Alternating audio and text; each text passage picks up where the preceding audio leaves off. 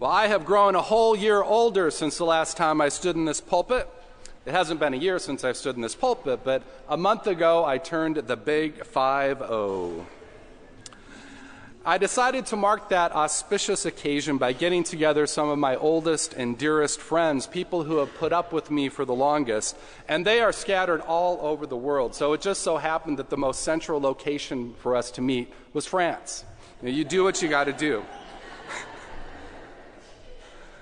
Fortunately, October is off-season, so it's half the price than if I'd been born in the month of July.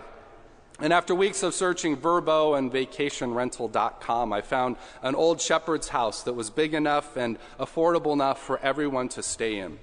It was in a town I'd never heard of before, a town called Uzès, and it's just outside of Provence, and it's exactly what you want when you go to a small French town: narrow, cobbled streets and old stone houses that make you feel young. One of the happiest things I've discovered in 50 years is the joy of aging in the company of good friends. The one friend came from England, another one came from Rome. It was like we had never been apart. Long-lasting, enduring friendships are a gift in a world in which social media has diluted the meaning of friend, and so many people come and go throughout our lives. It's also a gift to have enduring friendships, because another thing that I've become more and more aware of as I age is that the longer you live, the more you lose. It starts to go, your hearing, your eyesight starts to go, and even if you're blessed with a full head of hair at 50, your hair color starts to go. Over our lives, we lose a lot. We lose jobs, we lose money, we lose our dreams for what we thought our lives would be as we look behind us. Sometimes we even define ourselves by our loss: unemployed, homeless, widow, divorced. How do we stay resilient when to be human means losing so much and so many? In the passage we heard from Luke today, Jesus is preparing his disciples for deep loss. Now, this is not a passage I would normally have chosen to preach on. It's the lectionary text today, so here we go. But everything Jesus says would happen to his followers did happen to them. The Romans, who loved building beautiful monuments of their own, demolished the Jewish temple 40 years after Jesus said that not one stone would be left upon another. The Romans knew how much our human pride and identity is invested in our monuments. The nerve of New York City putting that tall antenna on top of their skyscraper. The persecution that the earliest Christians went through sounds utterly foreign to us. Sent to prison, put on trial, betrayed by your family, betrayed by friends. Such deep loss because of following Jesus is incomprehensible to me.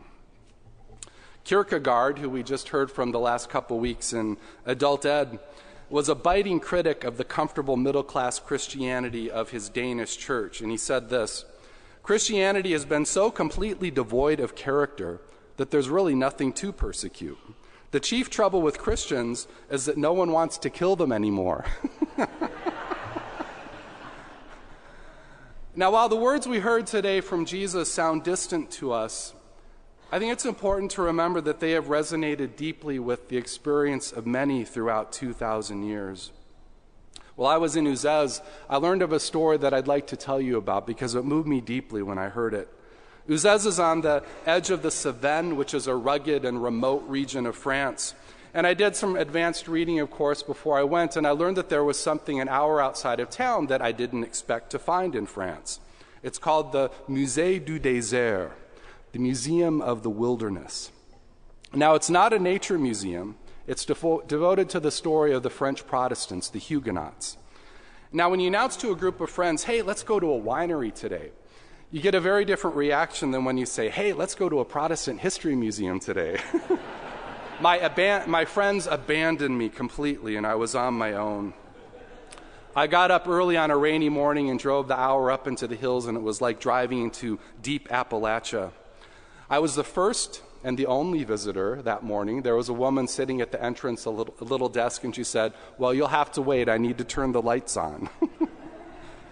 It was in an ancient house that a Protestant leader had lived in 300 years ago, and as I walked around from room to room, I was drawn into the story that the museum told, a story of deep loss and of perseverance. There was a reason this museum was in the middle of nowhere. The wilderness of this region had been a place of refuge.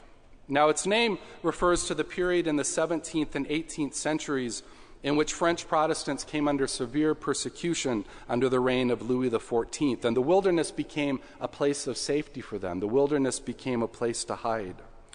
Now, I had always thought of King Louis as a patron of the arts and of literature, the great builder of Versailles. I had no idea how he decimated the French Protestants. The Huguenots had enjoyed a great deal of freedom prior to his reign, but in 1685 he took away every single one of their rights.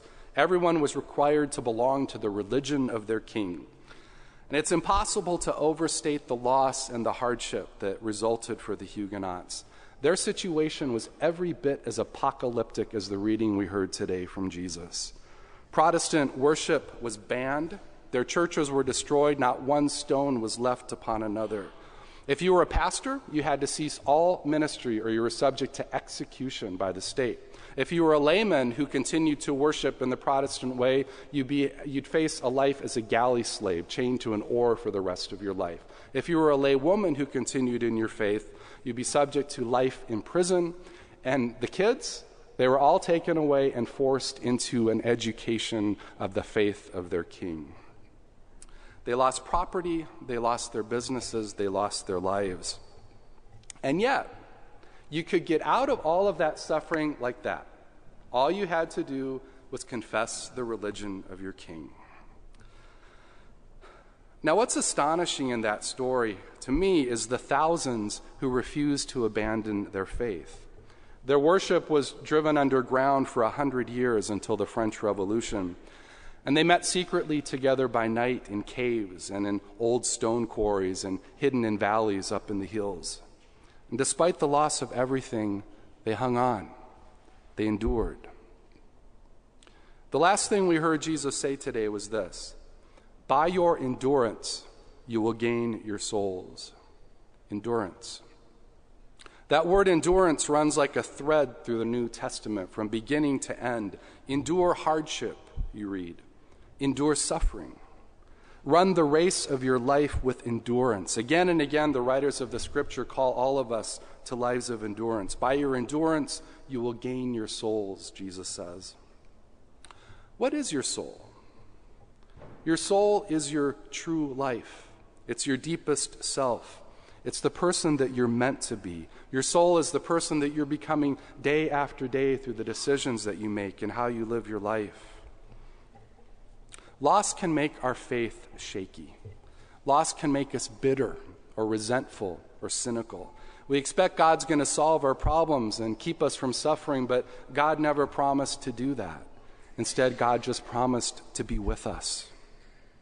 The New Testament word for endure literally means to stand your ground, to not budge, to not go anywhere, to remain deeply rooted and faithful over the long haul.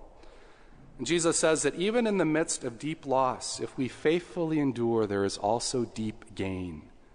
You gain your soul. You gain the true self that God is calling you to be. 10 years ago next month, I lost my father. The cancer came on hard and strong. A lot of you remember living through that with me. And he clung to life, but he couldn't endure it. Within 3 months, he was dead, and we thought that my mother would quickly follow him to the grave. He was her caregiver. She was weak and she was dependent on him. But then something happened that not a single one of us could have predicted. Not a single one of us ever thought this would happen. She flourished. She thrived for 10 more years, and she's still going.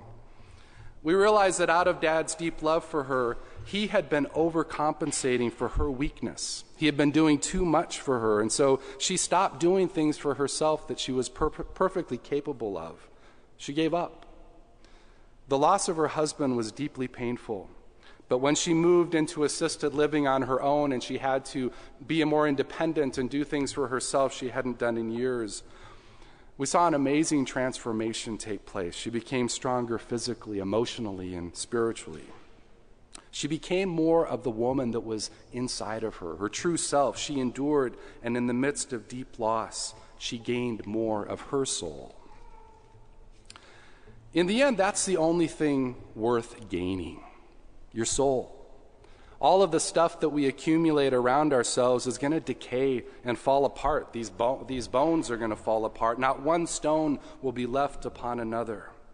And it's that transient nature of life that demands that we ground ourselves in something deeper than home furnishings, cars and clothes, and trips to France.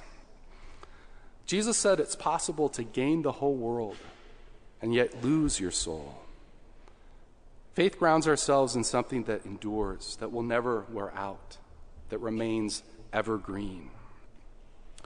Now, Paul uses that same word, endure, in the most famous of chapters that we always tend to hear at weddings, the love chapter, 1 Corinthians 13. Paul writes, "Love bears all things, love believes all things, hopes all things, endures all things. Love never ends." Love endures. Love stays solid. Love stands its ground. Everything we have will come to dust, but a soul that's grounded in love for God and love for neighbor endures. Now, you might recall that Paul did not write those famous words to a couple on their wedding day. He wrote them to the church. He wrote them to all of us. The good news is that we don't have to endure alone. In following Jesus, we are called into a community that encourages us every Sunday to hold fast to that which is good. The Huguenots survived in their faith through severe hardship because they were not alone. They continued to gather together and meet together, even in secret, under the cover of darkness. And they also had a handful of persistent, brave clergy that braved risking their lives to keep reminding the people week after week of who they were and to whom they belonged. Now, the best part of the trip to France was not the trip to France. The best part could have happened anywhere of all. It could have happened right here in Chicago. It was every evening when we all gathered around the dining room table for dinner, and I looked at the faces of all of those old friends who had made me a better person than I would have ever been on my own. And I thought about, as I looked at each of those faces, how over the years of knowing them, I had disappointed each of them in some way or caused them pain. And yet they persisted in love for me. And their endurance has helped me to gain my soul. In the end, we lose everything. No stone will be left standing upon another. But a soul that endures in love is more solid than a rock, because love never ends. Amen.